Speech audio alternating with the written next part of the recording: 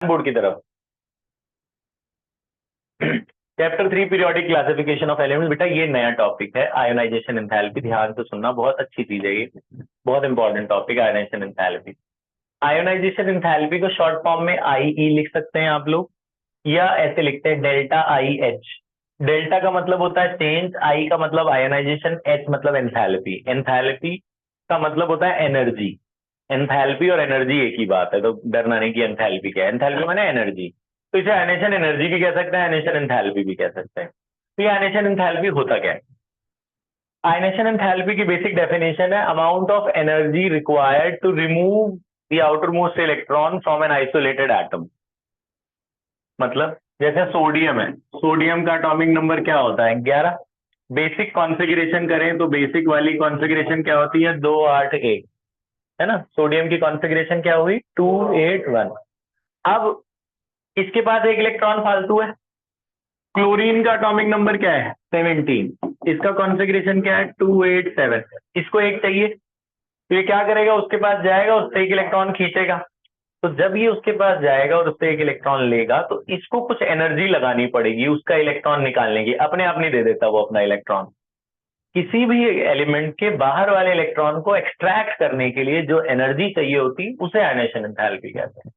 ठीक है, तो क्लोरीन ने मान लो इलेक्ट्रॉन लगाया 500 किलो जूल का, उससे एक इलेक्ट्रॉन खींचने में इसको कितनी एनर्जी लगानी पड़ी? 500 किलो जूल। तो ये उसकी आयनाइजेशन एंथैल्पी होगी सोडियम की। सोडियम ने अपना इलेक्ट्रॉन कितने एनर्जी में दिया? 500 किलो जूल में दिया। उससे कम लगाते तो वो देता ही नहीं। ठीक है, तो आयनाइजेशन एंथैल्पी होता है कि कितना एनर्जी लगाओगे बाहर से इलेक्ट्रॉन निकालने में, बस। ठीक है, उसे आयोनाइजेशन क्यों कहते हैं? क्योंकि ये सोडियम था, जब एक इलेक्ट्रॉन दे देगा, देने के बाद वो क्या बन जाएगा? Na+। तो ये आयन में कन्वर्ट हो जाएगा ना, तो एटम टू आयन। तो एटम को आयनाइज करने में जो एनर्जी लगानी पड़ी, उसे आयोनाइजेशन एंथैल्पी कहते हैं। एंथैल्पी माने एनर्जी। ठीक है, सिंपल सी बात। तो ionization enthalpy is the amount of energy required to remove an outermost electron from an isolated atom is called ionization enthalpy. ठीक है, अब इनके आयनेशन एंथैल्पी कैसे पता चलेगा किसी की ज्यादा है किसी की कम है? तो उसके लिए तुम्हें तीन बातें याद रखनी है। तीन बातें मैं बताता हूँ, ये बात समझ में आ गई यहाँ तक? पहली बात क्या है? तो आयनेशन एंथैल्पी का मतलब सबको पता चल गया कि भैया आयनेशन एंथैल्पी क्या होता है, कि किसी के बाहर से इलेक्ट्रॉन निकालने में जितनी एनर्जी लगानी पड़ती है, उसे आयनेशन एंथैल्पी कहते हैं। तो आयनेशन एंथैल्पी तीन फैक्टर पे डिपेंड करता है। सबसे पहला है साइज, एटॉमिक साइज। पहला फैक्टर ध्यान से सुनना, देखो। तो ionization enthalpy is inversely proportional to atomic size, ये बात याद रख ले। Ionization enthalpy is inversely proportional to atomic size. मतलब क्या है इसका? इसका मतलब ये है, जैसे तुम कहते हो जी लिथियम, सोडियम, पोटेशियम की बात करते हैं। लिथियम का साइज छोटा होता है, सोडियम थोड़ा और बड़ा हो जाता है, पोटेशियम और बड़ा हो जाता है, down the group size increases. अब आप देखो लिथियम का एटॉमिक नंबर है 3, कॉन्फ़िगरेशन क्या होगा? 2 1। इसका 11, इसका भी 2 8 1। पोटेशियम का 19 है, इसका भी क्या होगा? 2 8 8 1। अब देखो सबके बाहर कितने इलेक्ट्रॉन है? 1। सबके पास एक इलेक्ट्रॉन है बाहर, तो बाहर सबके पास एक इलेक्ट्रॉन है जी। सेंटर पे क्या होता है? न्यूक्लियस। न्यूक्लियस पे क्या चार्ज होता है? प्लस। इसके सेंटर पे भी न्यूक्लियस है, इसके सेंटर पे भी न्यूक्लियस है। आप बताओ, ऐसे ही देख के बता दो कि मुझे इलेक्ट्रॉन लेने जाना है, जैसे क्लोरीन को इलेक्ट्रॉन लेने जाना है, तीनों के पास जाएगा, कहाँ ज्यादा एनर्जी लगानी पड़ेगी? इलेक्ट्रॉन, ध्यान से सुनना है मेरी बात। Ionization enthalpy is inversely proportional to size. जिसका साइज ज्यादा उसकी आयनाइजेशन एंथैल्पी कम। इनवर्सली का मतलब क्या होता है? जिसका साइज ज्यादा उसकी आयनाइजेशन एंथैल्पी कम। तो सबसे कम पोटेशियम पे लगानी पड़ेगी, सबसे ज्यादा लिथियम पे लगानी। एक सिंपल सी बात है, प्लस माइनस को क्या करता है? अट्रैक्ट। अब कोई बाहर का आएगा, कहेगा जी अपना इलेक्ट्रॉन दे दो, तो ये प्लस कहेगा मैं नहीं दूंगा, मैं अट्रैक्ट करके रखूंगा उसे। और इसके पास आएगा, कहेगा ले जाओ जी, मेरे से तो बहुत दूर है वो वैसे ही। प्लस से ये इलेक्ट्रॉन कितना दूर है? बहुत ज्यादा दूर नहीं है, तो इसकी अट्रैक्शन वीक हुई और इसकी अट्रैक्शन स्ट्रांग हुई। तो जो ज्यादा तेजी से न्यूक्लियस की तरफ अट्रैक्ट होगा, उसमें खींचने में ज्यादा एनर्जी नहीं लगानी पड़ेगी। और जो बड़ा साइज है वो न्यूक्लियस से इतना दूर है, उसमें आप हल्की भी एनर्जी लगाओगे बाहर निकल आएगा, क्योंकि वो तो न्यूक्लियस से अट्रैक्टेड ही नहीं है, बहुत ही कम अट्रैक्शन है उसकी। आ रही बात समझ में? तो ये है इसका कंसेप्ट, कि जो न्यूक्लियस से ज्यादा अट्रैक्टेड रहेगा उससे तुम इलेक्ट्रॉन लेने जाओगे तो उसे खींचने में तुम्हें ज्यादा एनर्जी लगानी, उसका साइज इतना छोटा है, उसमें तुम इलेक्ट्रॉन निकाल रहे हो, न्यूक्लियस की तरफ और तेजी से अट्रैक्ट होता जा रहा है, तो आपको ज्यादा एनर्जी लगानी पड़ेगी। तो ज्यादा एनर्जी किसकी? लिथियम की। आयनाइजेशन एंथैल्पी ज्यादा किसकी? लिथियम की। और कम किसकी? पोटेशियम की। इसीलिए पोटेशियम ज्यादा रिएक्टिव होता है। लिथियम और पोटेशियम में टॉप रिएक्टिव पे कौन आता है? पोटेशियम। क्यों? रिएक्टिव का मतलब क्या है कि जो जल्दी से अपना इलेक्ट्रॉन दे दे वो अच्छा रिएक्टिव। रिएक्टिव का मतलब ये है जल्दी से रिएक्ट कर गया आपके साथ। क्यों रिएक्ट कर गया? क्योंकि आप हल्की सी भी हीट दे रहे हो वो इलेक्ट्रॉन आपको दे दे रहा है और आपसे रिएक्ट कर जा रहा है ना। हवा में निकालते क्यों जलने लग जाता है ये? पोटेशियम, सोडियम, ये सब केरोसिन में रखते हैं ना, क्यों रखते हैं? इसी वजह से। इनका साइज इतना बड़ा है, इसका इलेक्ट्रॉन का डिस्टेंस न्यूक्लियस से बहुत ज्यादा दूर होता है, तो आराम से इलेक्ट्रॉन दे देते हैं, जल्दी रिएक्ट कर जाते हैं। जो जो कम रिएक्टिव होगा वो जल्दी अपना इलेक्ट्रॉन दे ही नहीं रहा, इसलिए आपसे रिएक्ट नहीं कर रहा। बात समझ में आई?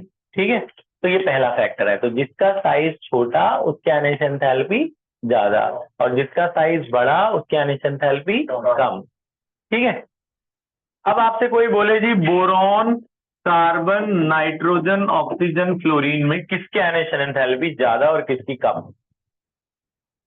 बोरॉन का एटॉमिक नंबर, ये पीरियड आपको पता है ये क्या है? 5, 6, 7, 8, 9। तो top to bottom size increases, left to right size decreases. अब आ जाओ इसके ट्रेंड्स पर। ट्रेंड्स यही हो गए। ट्रेंड्स का मतलब कि ग्रुप में कैसे वेरी करता है आयनाइजेशन एंथैल्पी और पीरियड में कैसे वेरी करता है आयनाइजेशन एंथैल्पी। तो ग्रुप में कैसे वेरी कर रहा है आयनाइजेशन एंथैल्पी? कम होता जा रहा है ना ग्रुप में। जैसे जैसे साइज बढ़ेगा आयोनाइजेशन एंथैल्पी कम होगी। और जब आप पीरियड में जा रहे हो तो साइज कम नहीं होता जाता, जब आप पीरियड में जाते हो तो साइज कम होता जाता है। तो जब हम पीरियड में जाते हैं साइज छोटा होता जाता है, जब साइज छोटा होता जाएगा तो आयनाइजेशन एंथैल्पी क्या होगी? बढ़ जाएगी। तो सबसे ज्यादा आयनाइजेशन एंथैल्पी किसकी? क्लोरीन की। और सबसे कम किसकी? बोरॉन की। आ रही बात समझे? तो when we move left to right in a period ionisation enthalpy increases और top to bottom ionisation enthalpy decreases. समझ रहे हो?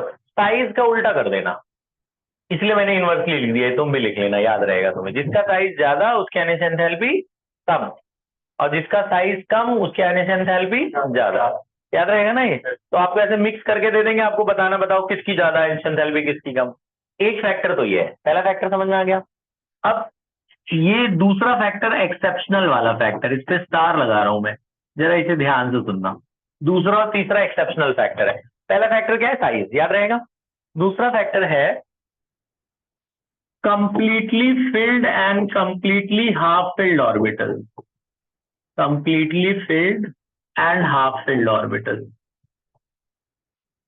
ये क्या चीज है? ध्यान से सुनेंगे। अब यहां पे साइज, अब यहाँ अगर मुझे साइज देखना और ये देखना हो तो अब आप इसे देखोगे, अब आप साइज को नहीं देखोगे। जैसे जैसे मैं बात करता हूं, ध्यान से देखा जाए, मैंने तो इसमें पूछा था किसकी ज्यादा, तो सबसे ज्यादा आपने बोला फ्लोरीन की, सही बात है। अब आ जाओ नाइट्रोजन और ऑक्सीजन के ऊपर। पता है ट्रेंड के हिसाब से देखा जाए तो नाइट्रोजन और ऑक्सीजन में से किसका साइज छोटा है? ऑक्सीजन का। तो जिसका साइज छोटा होगा उसकी आयनिक एंथैल्पी ज्यादा होनी चाहिए ना, लेकिन ये एक्सेप्शन है। नाइट्रोजन ऑक्सीजन में ऑक्सीजन की ज्यादा होनी चाहिए ना, उसका साइज छोटा है, लेकिन होता नहीं है, होता नाइट्रोजन का ज्यादा है। कहीं कहीं एक्सेप्शन आएंगे, जैसे कैसे, ये देखो सेकंड पार्ट, ये क्वेश्चन है कि नाइट्रोजन ऑक्सीजन में किसकी आयनिक एंथैल्पी ज्यादा। तो ट्रेंड साइज के हिसाब से देखें तो ऑक्सीजन की ज्यादा, लेकिन होता नहीं है। देखो कैसे, वो कहते हैं जिसके ऑर्बिटल पूरी तरह से आधे भरे हुए हो या पूरे भरे हुए हो वो ज्यादा स्टेबल होता है, वो अपना इलेक्ट्रॉन किसी को नहीं देता। नाइट्रोजन का एटॉमिक नंबर कितना है? 7। इसका कितना है? 8। इसका 7 का कॉन्फ़िगरेशन करो, 1s2 2s2 2p3। 7 भर रहे ना, 2s में 2p में और दो है ना, दो ये 2 2 4 और 3 7। ठीक है, इसका करो 8 का करो, क्या होगा? 1s2 2s2 2p4, 4 4 8 हो गए। पी ऑर्बिटल के पास कितने इलेक्ट्रॉन है? 3। 3 इलेक्ट्रॉन कैसे भरते हैं? अकेला अकेला भरना होता है ना पहले। इसके पी में 4 इलेक्ट्रॉन कैसे भरोगे? 1 2 3 फिर 4। पहले सबको सिंगल सिंगल देना होता है, फिर डबल डबल डबल भरना होता है। तो this is called completely half field. इसमें पूरी तरह से आधे आधे भरे हुए हैं, और इसमें एक इलेक्ट्रॉन एक्स्ट्रा है। अगर इन दोनों में से किसी को इलेक्ट्रॉन देना पड़े तो कौन देगा इलेक्ट्रॉन जल्दी? ये दे देगा, ये अपना एक एक्स्ट्रा इलेक्ट्रॉन देके इस जैसा ही बनने की कोशिश करेगा। जो कंप्लीटली हाफ फिल्ड होता है, ये कंप्लीटली हाफ फिल्ड है, वो बहुत स्टेबल होता है, वो जल्दी अपना इलेक्ट्रॉन नहीं देता किसी को। तो अब यहाँ साइज के फैक्टर को मत देखना, अब आपने पेपर में किसको देखना है? कंप्लीटली हाफ फिल्ड को देखना है। तो आपसे पूछेंगे भैया इन दोनों में से कौन इलेक्ट्रॉन आराम से दे देगा, तो ये दे देगा जल्दी, एक दे के ऐसा ही बन जाएगा, कंप्लीटली हाफ फिल्ड ज्यादा स्टेबल बन जाएगा। और कौन देर में दे रहा है? नाइट्रोजन देर में दे रहा है। तो देर में देने का क्या मतलब है? उसमें ज्यादा एनर्जी लगानी पड़ रही है ना। तो नाइट्रोजन और ऑक्सीजन में से किसकी आयनाइजेशन एंथैल्पी ज्यादा? नाइट्रोजन की। तो आप बोलोगे nitrogen has more ionization enthalpy due to, simply आपने लिखना है due to completely half filled orbital, completely half filled orbital, due to completely half filled orbital. बस इतना ही लिखना है, ये दो बना दोगे वो समझ जाएंगे टीचर, और ये आंसर जरूर लिख देना कि किसकी ज्यादा है। समझ में आया क्यों क्यों ज्यादा है? ठीक है। अब दूसरी बात, अगर तुमसे कोई बोले जी फ्लोरीन, फ्लोरीन के बाद अगला कौन आता है? नियॉन। फ्लोरीन और नियॉन में किसकी ज्यादा? तो बताओ नियॉन का एटॉमिक नंबर क्या होता है? 10। 10 का मतलब अगर 10 को नियॉन का करूं मैं, करना क्या होगा? 1s2 2s2 2p6। तो इसके 6 भरे हुए हैं, 2 2 4 2 6। अब अभी इसमें इन सब में तो सबसे आंसर क्या था? आंसर फ्लोरीन था ना, फ्लोरीन की ज्यादा ना। फ्लोरीन और नियॉन में नियॉन की ज्यादा, फ्लोरीन और नियॉन में किसकी ज्यादा? नियॉन की। क्यों? क्योंकि ये कंप्लीटली फुली फिल्ड है। जो पूरी तरह से भरा है वो नोबल गैस है ना, जो पूरी तरह से भरा है वो क्या है? वो नोबल गैस है। वो क्यों किसी को इलेक्ट्रॉन देगा? ही लेगा, उसके तो 8 इलेक्ट्रॉन पूरे हैं। 10 का मतलब क्या होता है? 2,8। अगर मेरे 8 इलेक्ट्रॉन पूरे हैं, मैं क्यों किसी को इलेक्ट्रॉन देता या लेता हूं? क्योंकि मुझे 8 इलेक्ट्रॉन पूरे करने होते हैं। अब मेरे पे पहले ही 8 इलेक्ट्रॉन पूरे हैं, तो मैं किसी को ना लूज करूंगा ना गेन करूंगा, तो मैं ज्यादा स्टेबल हुआ। तो जब मैं लूज करूंगा ही नहीं, अब मुझसे कोई जबरदस्ती इलेक्ट्रॉन निकालने की कोशिश करेगा, तो यानी कि मेरी आयनेशन एंथैल्पी तो बहुत ज्यादा होगी, मैं जल्दी दूंगा ही नहीं इलेक्ट्रॉन। समझे? तो आयनेशन एंथैल्पी सबसे ज्यादा नोबल गैस की होती है, याद रखना। पूरे पीरियोडिक टेबल में सबसे ज्यादा आयनेशन एंथैल्पी किसकी होती है? Noble gas. क्यों ज्यादा? क्योंकि वो तो 8 पूरे हैं उसके, वो क्यों देगा किसी को इलेक्ट्रॉन? तो अगर तुम उससे जबरदस्ती इलेक्ट्रॉन निकालने की कोशिश करोगे तो बहुत ज्यादा एनर्जी लगानी पड़ेगी, देगा लेकिन बहुत ज्यादा एनर्जी लगानी पड़ेगी। ठीक है। तो अब इन तीनों में अगर पूछते किसकी ज्यादा, तो भी नियॉन की ज्यादा, क्योंकि ये पूरी तरह भरा हुआ है। जो पूरी तरह भरा होता है वो जल्दी किसी को इलेक्ट्रॉन नहीं देता। और इन दोनों में से कंपेयर करें तो हाफ फील्ड ज्यादा स्टेबल होगा। हाफ फील्ड और फुली फील्ड में ज्यादा कौन स्टेबल होगा? फुली फील्ड ज्यादा स्टेबल होगा। आ रही बात समझ में? 2 फैक्टर हो गए, दोनों फैक्टर समझ में आ गए। एक तीसरा फैक्टर भी बताया था मैंने, वो भी बताया तो यहाँ तक क्लियर है? अच्छा, एक तीसरा फैक्टर है बच्चों ये आप बाद में अभी लिख लेना। थर्ड फैक्टर है आपका, 2 फैक्टर समझ में आ गए। थर्ड फैक्टर दिख रहा है ये? थर्ड फैक्टर, थर्ड फैक्टर है ये, एक डेफिनेशन पेपर में पूछते हैं, व्हाट इज स्क्रीनिंग इफेक्ट, या इसका दूसरा नाम है शील्डिंग इफेक्ट। स्क्रीनिंग इफेक्ट और शील्डिंग इफेक्ट, ये क्या चीज है? नई चीज है ये। स्क्रीनिंग और शील्डिंग इफेक्ट क्या चीज है? स्क्रीनिंग इफेक्ट या शील्डिंग इफेक्ट ऐसा होता है कि जब, ध्यान से देखिए, मान लो ये रहा न्यूक्लियस, ठीक है, और ये रहा आपका एस ऑर्बिटल, 2s है या 3s है, मान लो एस ऑर्बिटल, ठीक है। न्यूक्लियस पे क्या चार्ज होता है? प्लस। और बाहर जो इलेक्ट्रॉन है उन पे क्या चार्ज होता है? माइनस। ये इलेक्ट्रॉन है, ठीक है, ये इलेक्ट्रॉन है, मान लो इसको, ये यहाँ पे एक इलेक्ट्रॉन है, इस पे क्या चार्ज है? माइनस। तो प्लस माइनस को खींचेगा ना अपनी तरफ, ठीक है। अब मान लो एस के पास पहले एक ही इलेक्ट्रॉन था, है, और अब एस के पास एक और इलेक्ट्रॉन आ गया। अभी एक था, अब एक और आ गया। अब इसके एस के पास कितने इलेक्ट्रॉन हो गए? 2। ठीक है, पहले एस के पास था सिर्फ एक इलेक्ट्रॉन, अब एस के पास कितने इलेक्ट्रॉन आ गए? 2। अब एस के पास आ गए 2 इलेक्ट्रॉन आ गए, ठीक है। तो ये जो जो जो जो बाद में इलेक्ट्रॉन आया है, जो बाद में इलेक्ट्रॉन आया है, वो बाहर वाले इलेक्ट्रॉन को प्रोटेक्ट करेगा। जैसे वो रस्सी वाला गेम होता है ना, टग ऑफ वॉर वाला जो होता है वो, इधर से दो लोग रस्सी को खींच रहे हैं, इधर से ये खींच रहा है, इधर से वो खींच रहा है, ठीक है। और मान लो यहाँ भी दो लोग हैं, यहाँ भी दो लोग हैं, दो इधर से रस्सी से खींच रहे हैं, दो इधर से रस्सी से खींच रहे हैं, ठीक है। एक तीसरा कोई आ गया इधर की तरफ, एक तीसरा आ गया, वो यहाँ लग गया आके, है।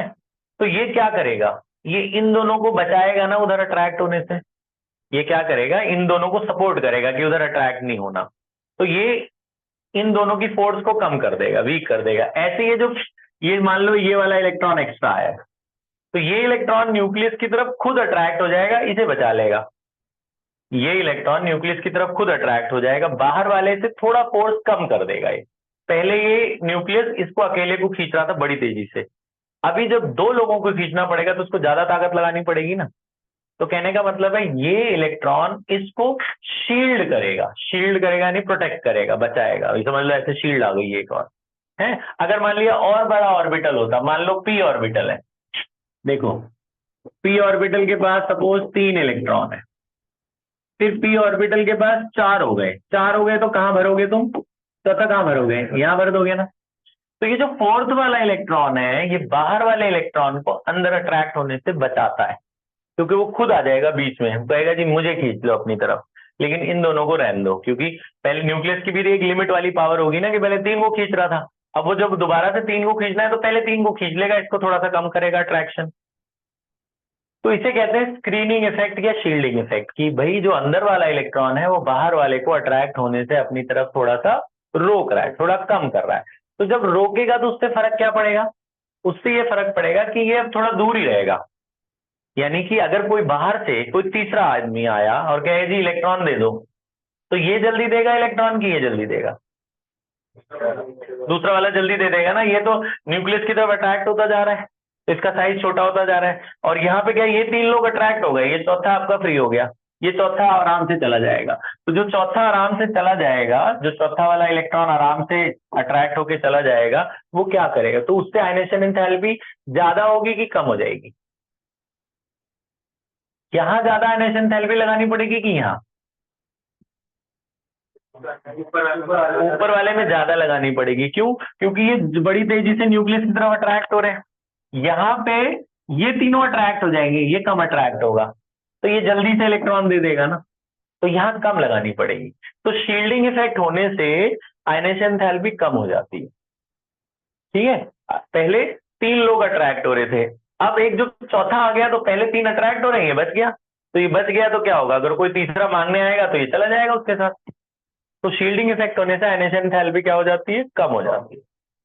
याद रखना ये बात समझ नहीं। तो शील्डिंग इफेक्ट क्या करता है, आयनेशन एंथैल्पी को डिक्रीज करता है, क्योंकि वो शील्ड कर ले रहा है। तो आयनेशन एंथैल्पी क्या होती है, बात समझ में आ गई। तो what is ionization enthalpy, ionization enthalpy is the amount of energy required